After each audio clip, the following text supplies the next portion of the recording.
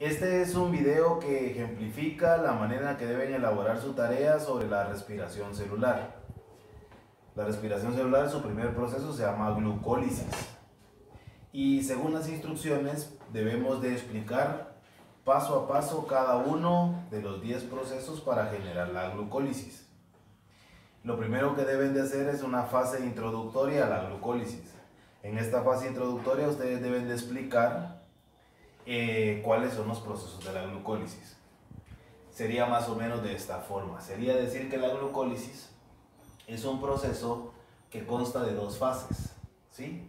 La primera fase es una fase denominada catabólica y la segunda fase es una fase denominada anabólica. Esta fase, que es denominada catabólica, es llamada de esta manera porque consume ATP en vez de producir ATP. Como ustedes se recordarán, la idea del proceso de la respiración celular es de producir ATP para generar la energía en la célula. Entonces la fase catabólica, por un proceso de óxido-reducción, toma un ATP y lo convierte en un ATP, está haciendo un gasto, es decir, está consumiendo ATP para hacer sus procesos. Luego la fase anabólica es la fase de ganancia de ATP dentro de este proceso, y para esa fase de ganancia del ATP, lo que hace el proceso de la glucólisis es tomar un ADP y convertirlo en un ATP. Como ustedes se recuerdan, que platicamos en clase, el ATP es lo que los músculos utilizan para poder hacer su proceso de contracción y relajación, ¿sí? Entonces esa es la parte introductoria de la glucólisis. Luego debemos de mencionar que la glucólisis consta de 10 pasos. El primer paso es de la glucosa, entra, y una vez que está dentro del proceso de la glucólisis, su primera denominación es la de la glucosa 6-fosfato. En esta presentación ustedes van a ver que la palabra fosfato está con P. Eso viene porque la palabra fosfato en la bibliografía que estamos utilizando está en inglés, de phosphate, y en inglés se escribe con PH. Entonces no es una F para fosfato, sino es una P. Luego, que pasa a ser glucosa 6-fosfato, pasa a ser glucosa 6-fosfato, ¿sí? Este es el segundo paso. Luego pasa a ser fructosa 1,6-bifosfato. Luego se convierte en dos triosas, que serían de hidroxiacetona fosfato y gliceraldehído 3-fosfato. Posteriormente la de hidroxiacetona fosfato, en el paso 4, pasa a ser gliceraldehído 3-fosfato. Y luego, en un proceso paralelo de producción, hay gliceraldehído 1,3-bifosfato para los dos lados, ¿sí? Y el siguiente paso sería glicerato 3-fosfato. El séptimo paso sería glicerato 2-fosfato. El noveno paso sería fosfoenol piruvato. Y el 10º paso sería la producción del piruvato.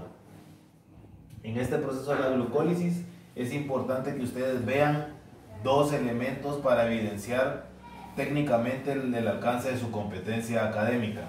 Uno es que tenemos los componentes de la glucólisis. La glucosa, su estructura química, ¿sí? El proceso que la transforma, ¿sí? Y la enzima que genera ese proceso.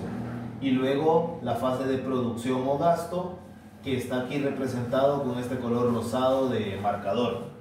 Entonces, en su video ustedes deben representar, siempre que expliquen, no solo los 10 pasos de la glucosa, sino cuando lo expliquen de una forma conjunta, deben de explicar con estos 3 elementos: su estructura química, su método o su proceso químico y la enzima que genera ese proceso químico. En este caso sería la glucosa 6-fosfato, fosforilación oxidativa, ¿sí?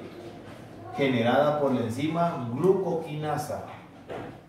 En la tarea de bases teóricas para la respiración celular, cuando ustedes revisaron ese video, la idea de que hicieran un glosario era precisamente para que pudieran expresar, que pudieran encontrar el significado, por ejemplo, de fosforilación oxidativa, ¿sí? Entonces, todas estas tareas están conectadas entre sí para poder evidenciar el alcance de la competencia. Entonces, luego deben de poner glucosa 6-fosfato por un proceso de isomeración de la enzima isomerasa. Este proceso también toma un ATP para convertirlo en ATP, es decir, que estos dos procesos son de gastos. Luego la fructosa 1,6-bifosfato por fosforilación de la enzima fosfofructoquinasa 1 genera que la fructosa 1,6-bifosfato se convierta en dehidroxiacetona fosfato y en gliceraldehído 3-fosfato. ¿Sí? En el caso de la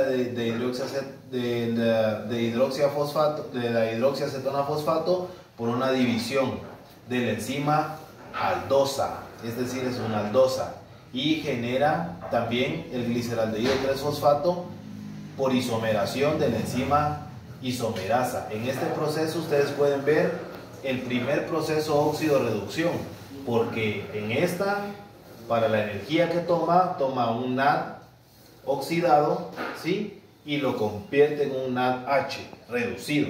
Este es un proceso, como les expliqué en clase, de óxido-reducción.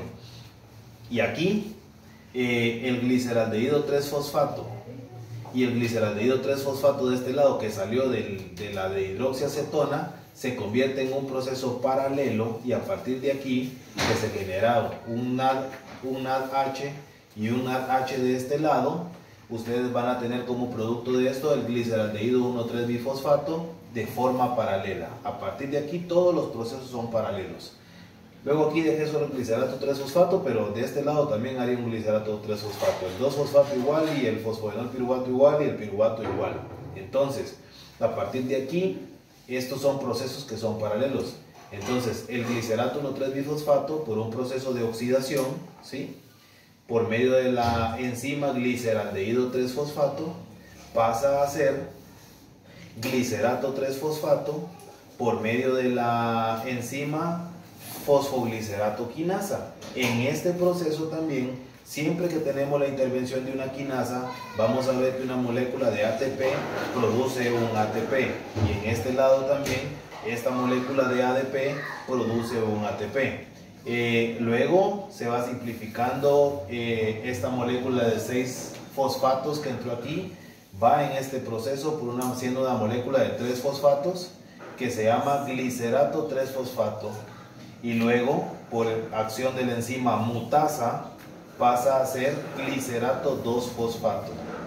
Luego la enzima enolasa, ¿sí?, es la que permite que eso se convierta en fosfoenol piruvato, para terminar por último en piruvato. Pero tienen que tomar en cuenta que estos son procesos alternos, por lo tanto tenemos 2 piruvatos. Aquí producimos 2 ATPs, aquí producimos 2 NADH, y aquí gastamos un ATP y otro ATP. Por lo tanto, en la tarea, cuando dice que tenemos que evidenciar el rendimiento neto y el rendimiento, el gasto, la producción neta son 2 ATPs, que son estos ATPs que están aquí, que esta molécula de ADP se convirtió en ATP, y 2 NADH, que son los que están generados cuando el gliceraldehído 3-fosfato se isomeriza por la enzima isomerasa, y 2 piruvatos que están al final de la cadena de la glucólisis, que se generaron cuando el fosfoenol piruvato se convierte, por acción de la enzima enolasa,